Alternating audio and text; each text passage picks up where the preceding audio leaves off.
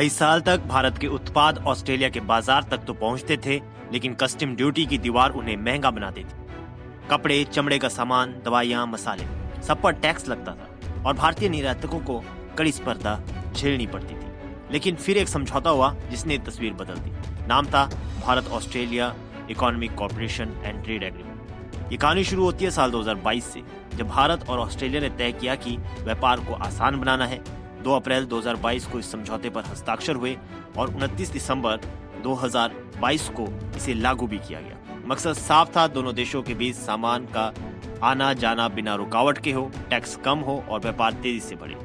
ये समझौता एक शुरुआत था और अब इसे बड़ा समझौता होगा। ETC लागू होने पर भारत को क्या मिली रियायत? भारत की ओर से ऑस्ट्रेलियाई निर्यात पर भी उल्लेखनीय रियायतें दी गई है।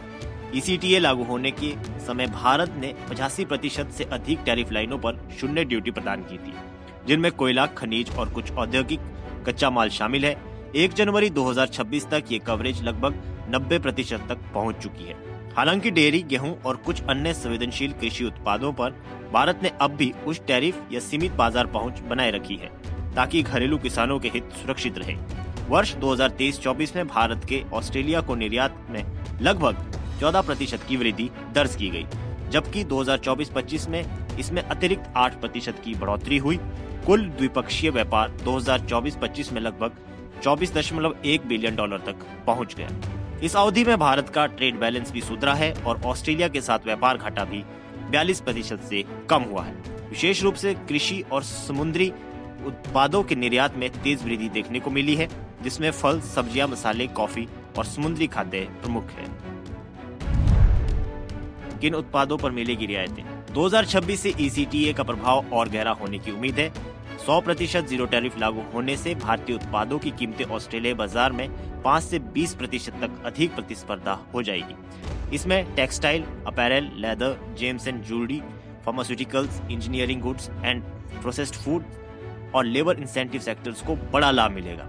MSMEs, किसानों और श्रमिकों के लिए समझौता विशेष रूप से गेम चेंजर माना जा रहा है। फार्मास्यूटिकल सेक्टर के लिए ECTA रणनीतिक महत्व रखता है। भारत पहले से ही दुनिया का फार्मेसी ऑफ द वर्ल्ड माना जाता है और अब ऑस्ट्रेलिया जैसे विकसित बाजार में ड्यूटी फ्री पहुंच से भारतीय दवाओं की मांग और बढ़ेगी। रेगुलेटरी सहयोग और लागत में कमी से जेनरिक दवाएं और स्पेशलिटी फार्मा दोनों को फायदा होगा। इसी तरह हाल ही में लागू हुए ऑर्गेनिक प्रोडक्ट्स पर म्यूचुअल रिकॉग्निशन अरेंजमेंट से जैविक उत्पादों का निर्यात सस्ता और आसान हो जाएगा। ECTA का प्रभाव केवल द्विपक्षीय व्यापार तक सीमित नहीं है, बल्कि भारत की व्यापक वैश्विक व्यापार रणनीति का हिस्सा है। 2025 में अमेरिका द्वारा लगाए गए ऊंचे टैरिफ के बीच भारत ने अपने निर्यात बाजारों में विविधीकरण पर जोर दिया है। ऑस्ट्रेलिया, UAE, आसियान और यूरोप जैसे बाजारों में बेहतर पहुंच से भारत अमेरिकी बाजार पर निर्भरता कम कर पा रहा है। यह रणनीति मेक इन इंडिया और विकसित भारत 2047 के लक्ष्यों से सीधी जुड़ी हुई है। भारत UAE CEPA भी इसी दिशा में एक महत्वपूर्ण समझौता है, जिसने खाड़ी क्षेत्र में भारतीय निर्यात और निवेश को तेज किया है। UAE के साथ ड्यूटी फ्री या कम ड्यूटी पहुंच से जेम्स एंड ज्वेलरी, टेक्सटाइल और फूड प्रोसेसिंग सेक्टर को बड़ा फायदा मिला है। ये सभी समझौते मिलकर भारत को वैश्विक सप्लाई चेन का अधिक मजबूत हिस्सा बना रहे हैं। भारत ने कितने देशों के साथ कर रहा है फ्री ट्रेड? जनवरी 2026 तक भारत ने लगभग 18 फ्री ट्रेड एग्रीमेंट पर हस्ताक्षर किए हैं, जो 50 से अधिक देशों को कवर करते हैं। इसमें आसियान, SAFTA, EFTA जैसे क्षेत्रीय समझौते और जापान, दक्षिण Korea, UAE, Australia, UK, New Zealand और ओमान जैसे द्विपक्षीय समझौते शामिल हैं। आने वाले समय में भारत यूरोपीय यूनियन, अमेरिका, इजराइल, कनाडा और यूरेशियन इकोनॉमिक यूनियन के साथ नए समझौतों पर बातचीत तेज कर रहा है। बहरहाल, भारत ऑस्ट्रेलिया ECTA के तहत 100% जीरो टैरिफ लागू होना भारतीय निर्यातकों के लिए एक ऐतिहासिक उपलब्धि है। यह न केवल व्यापार को नई ऊंचाइयों तक ले जाएगा, बल्कि भारत को वैश्विक आर्थिक अनिश्चितताओं के बीच अधिक लचीला और आत्मनिर्भर भी बनाएगा।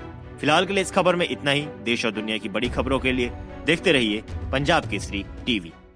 हमसे जुड़े रहने के लिए हमारे YouTube चैनल को सब्सक्राइब करें और नई वीडियो की नोटिफिकेशन के लिए बेल आइकॉन को दबाएं।